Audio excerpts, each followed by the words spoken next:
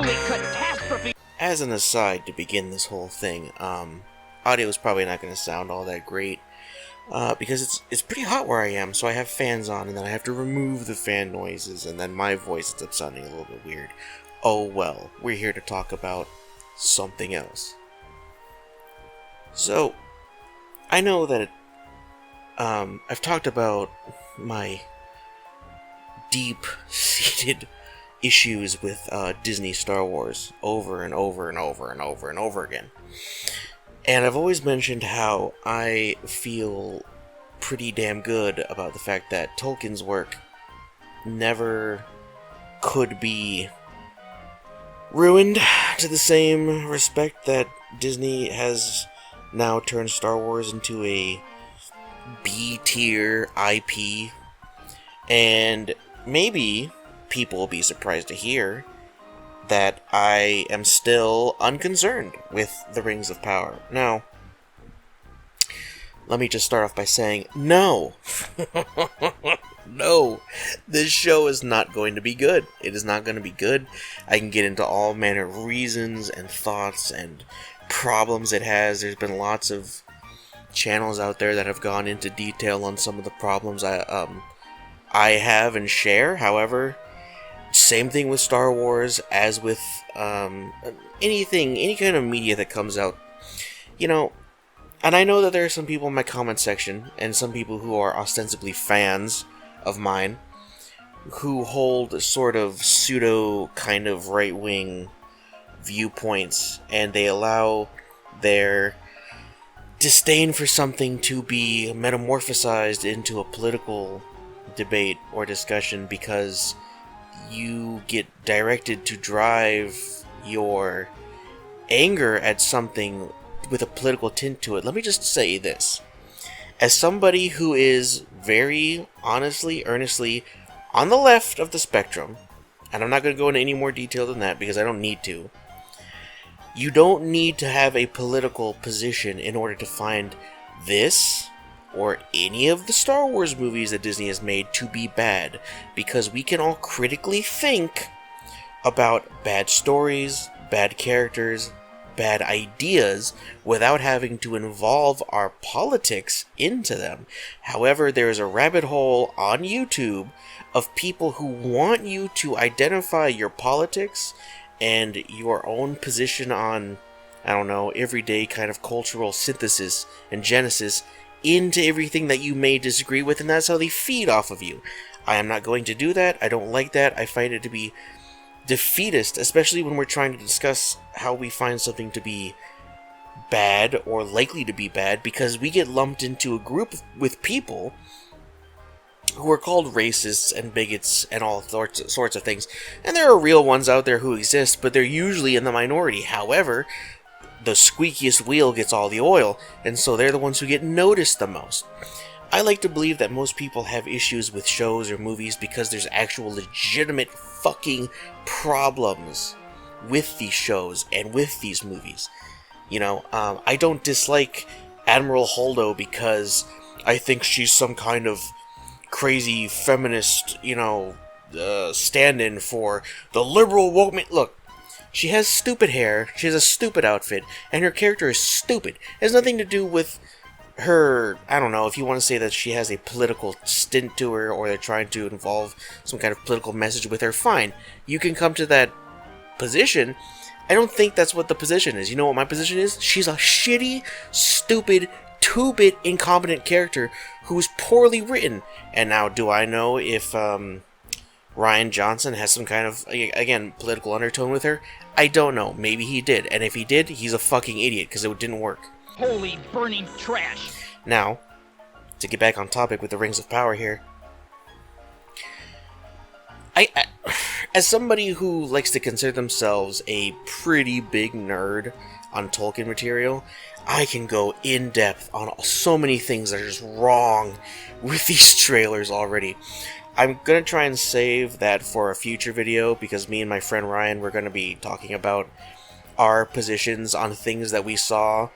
Because I'm more of a fan, he's more of a, surface level kind of fan. He knows the movies, and he listens to me rant about things in the books from time to time. But even he had a negative reception, I will say that, to this trailer when I showed it to him. And this is something that we can take a little bit of heart in that a lot of normal people, normies, a lot of normal folks, surface fans, people who kind of just go with pop culture at the time, even they have seen these trailers and gone, this kind of looks like dog shit, because it looks like generic D&D fantasy. Now, there's nothing wrong with D&D, however, this looks like the shittiest campaign I've seen in quite a while, and unfortunately, Amazon decided to put a couple $1 billion into it.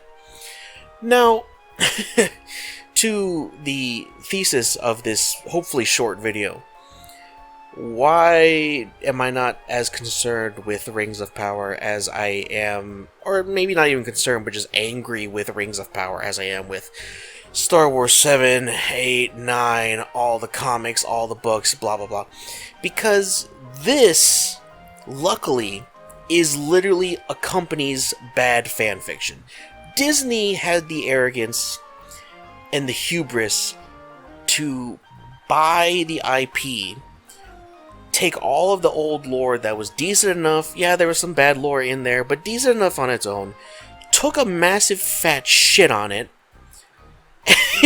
and then threw it out and said, here's what really happened. And that's how we got Rey and Finn and Poe and all these fucking characters who are either sad, not even carbon copies, but sort of pseudo remakes of characters that came before and were done far better, i.e. Kylo Ren, Jason Solo, Darth Kaitis, whatever you want to call them, so on and so forth. And we're getting, even with like the Obi-Wan Kenobi show, yes, there's stuff to say about that, oh my god, but even with the Obi-Wan Kenobi show, we're making up stories here that either didn't happen or did happen before and were done a lot better. Like Rogue One, you can say whatever you want about the film, you can like the film, however the story was already told before, it just had different characters. Like, what was her name? Bria something? Bera something? I forget, because she was a small-time character. But it's happened before, but Disney just decides, well, we'll tell you it again, with different characters and different, like, names, because guess what? That means we don't have to give any royalties to the people who made these characters, i.e. we don't have to give any royalties to Timothy Zahn if we don't use Admiral Thrawn. However, they have, so Timothy Zahn's been brought into the fold. We don't have to give any royalties to Exar Kun, if as long as we don't mention him. Oh, we can put out a pamphlet and say, that armor in the background of Solo was Exar Kun's armors, guys. Yeah, whatever, suck my cock. But for this one, we have to remember, I've come to grips with this, but I like other people who are probably very angry with this show, because I think the Tolkien and Star Wars spheres are close together. Not as that we're all the same fans of the same thing, but that Tolkien as fantasy borders Star Wars as a, sci-fi space opera. Just like Star Trek is a neighbor of Star Wars, because we're all nerds at the end of the day. But my point is that we have to remember, Amazon doesn't own Lord of the Rings. It doesn't even own the fucking Silmarillion rights for this show. It only owns the appendices. Not even owns, it has the copyright of the appendices of Lord of the Rings to make this show. That's why Ar-Pharazôn is not going to be Ar-Pharazôn the Golden. That's why Tar Miriel looks like this and is in no way actually like Tar Miriel. Again, I'm not talking about her race, because that has nothing to do with why this is probably a really bad idea. Her armor is shit, her look is not very good, Numenor looks like trash, etc., etc. We don't need to bog ourselves down in a race discussion. Just look at the show! Its production looks like garbage. Anyway, but again, I can hate watch this show and be content that I'm watching some poor, dumb idiot's bastardization of $1 billion fan fiction. It's like if someone gave me like $2 billion and I wanted to make a fan fiction where Star Wars and Lord of the Rings crossed over. I could do it, but you know what? It would probably piss off a lot of people. And my ideas wouldn't conform to a lot of other people's ideas, but at the end of the day, that's all it is. It's fan fiction. I am not actually fundamentally changing the lore and the passion and the true nature behind Tolkien's works. Same thing with the movies. The movies, Hobbit and Lord of the Rings, those are all fan fiction, because when you really get down to it, they change characters, places, time, etc., etc. Glorfindel's been replaced with Arwen.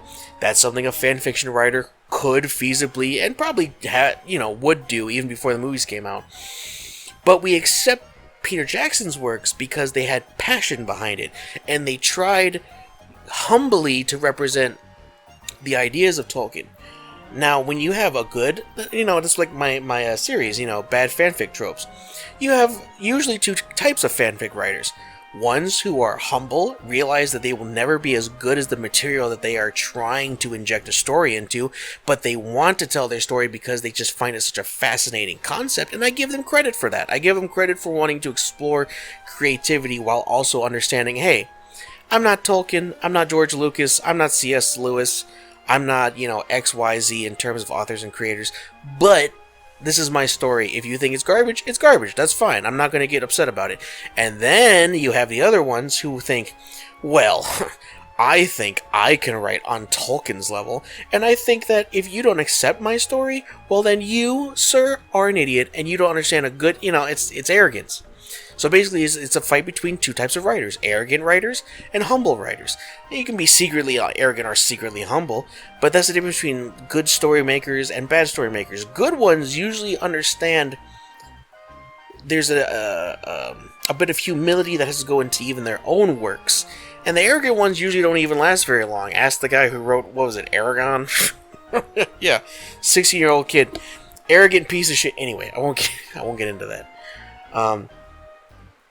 Hubris, man, it's a killer. So, again, I just want to make a quick short one because there's going to be a longer one discussing all of the seriously bad, horrible things I've seen in these trailers, and some of the leaks that I think would be interesting to have a discussion about. I want to have somebody to bounce my thoughts off of, especially somebody who is not as deep in the lore as I am. My friend Ryan will be coming back on. But for anyone out there who wonders what does Lord Tiber think? What does Carl think about Rings of Power? It's dog shit. It's going to be dog shit. I'm probably going to watch some of it, pay for it or not. What? Who said that? What? I don't know. But yeah, I'll probably watch it. And here's the thing: anyone who wants to watch it and feels kind of bad about it. If you're someone who really loves Tolkien's work, but you kind of feel bad about wanting to watch the show, even though you think it's probably not going to be good, but there's just something in you that's like, well, I kind of want to watch it just to see what it is, don't feel bad, because unlike with Star Wars, you are not supporting a company owning Lord of the Rings or Tolkien or whatever.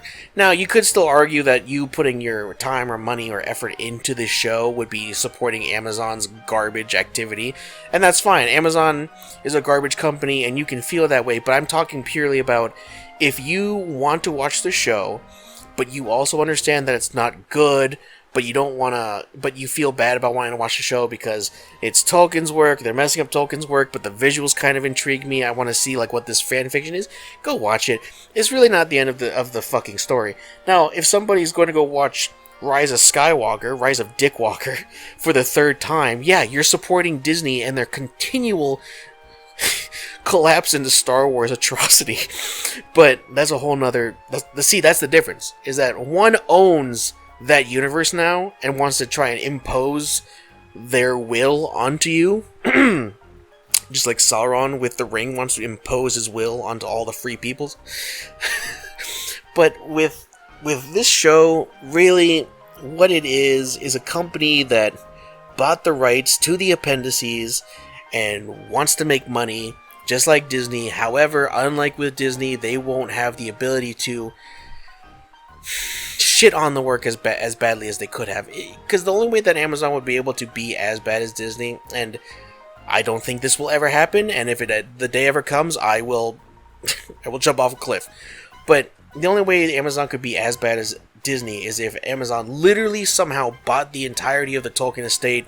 Not likely, probably impossible. It's been so spread out amongst his surviving family members, but whatever.